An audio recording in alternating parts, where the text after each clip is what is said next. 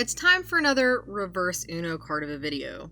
When we are looking at something standing the test of time, it's usually through the lens of, is it still good, or is it still impactful? The Holy Grail, or Mount Rushmore of slashers, have an easy answer to that. Halloween, Friday the 13th, Texas Chainsaw Massacre, and A Nightmare on Elm Street are all unimpeachable in their legacy and entertainment value.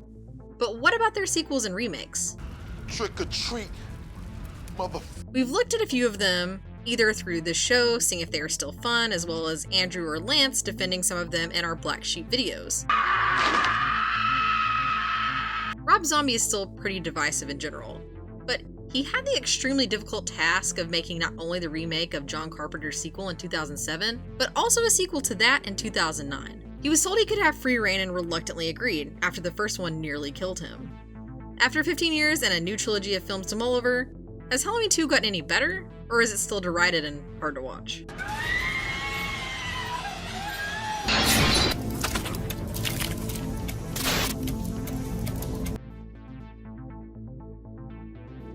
Rob Zombie's Halloween in 2007 could have been an abysmal failure.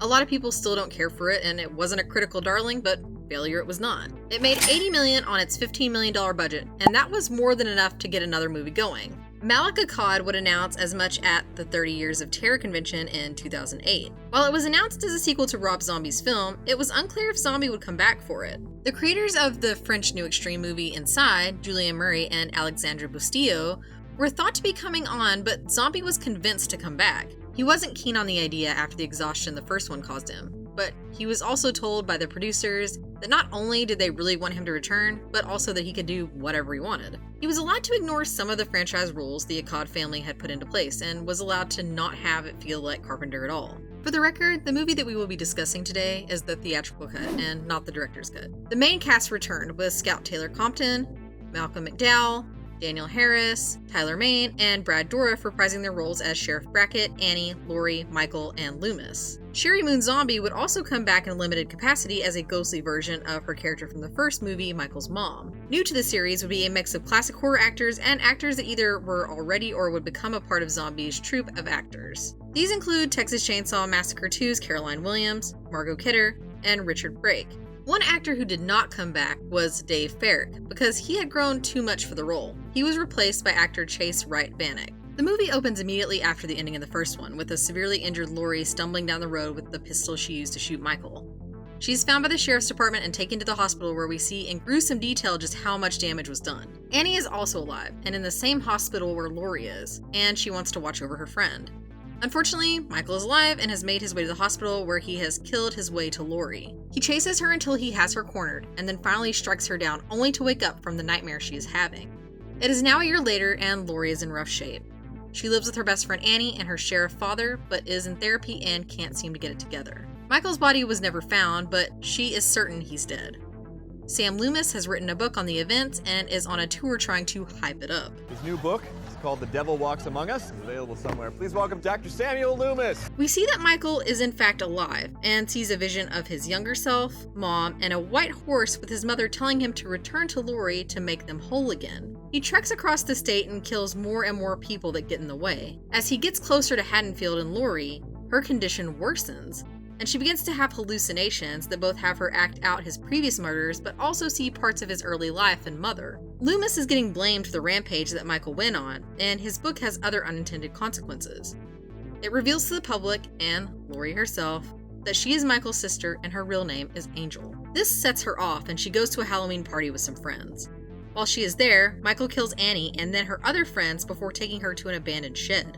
The police and Loomis find the shed as well, and Loomis goes inside to try and save Laurie. Michael kills him, and then is shot by Brackett before getting stabbed by Laurie. Laurie, now completely broken, puts on the mask and goes outside to be whisked off to an asylum where she now has visions of her mom.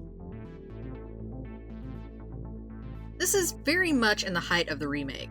From 2003 to, well, now, we had everything from Texas Chainsaw to Halloween to Friday the 13th to My Bloody Valentine, all getting the remake treatment. While this is a sequel to a remake, it also slyly remakes the original Halloween 2 and the opening sequence. Another sign of the time? or at least sign of the Rob Zombie movie is his casting choices. We have our standard actors that show up in a ton of his work, like Richard Brake, Malcolm McDowell, Sherry Moon, Jeff Daniel Phillips, and Daniel Roebuck, but we also get some fun actors too. These include Howard Hessman from Clue and KRP Cincinnati, Margot Kidder from Superman and the original Black Christmas, which is one of Zombie's favorites, and Bill Fagerbaki, or Patrick Star from SpongeBob. As a psychologist for America's leading serial killer? I guess. Well, he's probably the most notorious. His other movies do this as well, with Lords of Salem having a rare Patricia Quinn from Rocky Horror sighting. There are a couple of other things that are a sign of the times too. While there isn't any social media presence here, Loomis writing his book and going on tour to make money and capitalize on the tragedy is very much a thing. Think of those TikTok or Instagram reels where someone sets up an artsy shot to then explain something tragic. It can't be tragic to you if you had the time to be a cinematographer. Sorry. This movie was also a bit of a trendsetter, both with the series and other remakes and legacy sequels, by really showing off the trauma caused by the events of the first movie. Personally, I think it was done much better than the Texas Chainsaw Massacre in 2022, and right on par with Laurie and Halloween 2018, which brings us to... I know that Scout Taylor Compton gets grief for her portrayal of Laurie, but it's good in the first movie and it's even better here. She goes through it all and is justifiably upset. Compton acts like she is actually going through it, and the PTSD as well as scenes of her trying to figure out her life are really good. The rest of the cast does a good job too, with a special shout out to Danielle Harris, who has survived and fought more than anyone in the franchise apart from Curtis and Donald Pleasance. She plays it well with trying to help her friend, but also put her own life back together after the events of the first movie. Other standouts are always the delightful Daniel Roebuck and the legendary Brad Dourif, who gives a great speech about Meat and Lee Marvin. The sly recreation of the original Halloween 2 was a nice touch with the opening hospital scene. It does a good job of being realistic right up until the end of it when Michael stabs Laurie and wakes her up from her dream. It is a complete remake of that movie in the sense that it takes what that movie brought to the series, mostly that Laurie and Michael are related, and does its own thing with the material. The score throughout is also pretty good, and they show restraint by only using the music from the OG movies until the very end. From score to gore, and the effects in this movie are complicated, with the opening being easily the most unforgettable part, and most of the rest, apart from Roebuck's death, being much more subtle than you'd expect from both the source material and director. What they do show is effective, and even what they don't show works with the very squishy sound effects. The final two things to point out are Laurie learning of her heritage through the book and the ending. Brackett trying to tell her himself, but failing almost sets the last act off, and may have led to his own daughter's death, and the ending makes good on what Halloween 4 promised, with a new person taking over the Myers killer lineage. The director's cut is more direct, but the theatrical is more horrifying.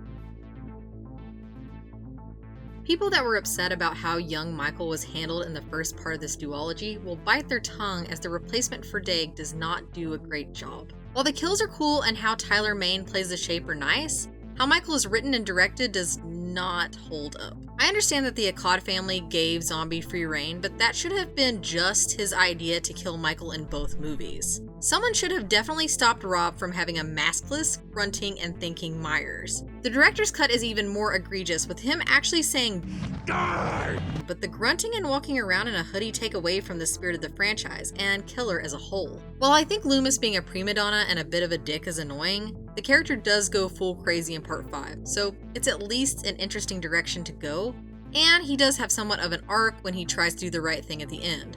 Finally, a lot of the people are just crummy and written poorly. Zombie is a visual filmmaker who knows how to make people uncomfortable, and write with nihilism of the movies he grew up with, but his dialogue and character development usually fall flat. This is a tough one. I think that the director's cut is the one that I was most familiar with, and that version is easily the worst of the two. The theatrical cut tries different things with the characters and series, and even does some things better than the last two Gordon Green movies were able to pull off. This movie is finally starting to age well like Halloween 3 eventually did, and while it doesn't quite hold up now, it's getting better and better. And I'd rather watch it than kills or ends. Halloween 2 needs some more time to soak, but like its masked killer, it's stalking its way towards a better reputation.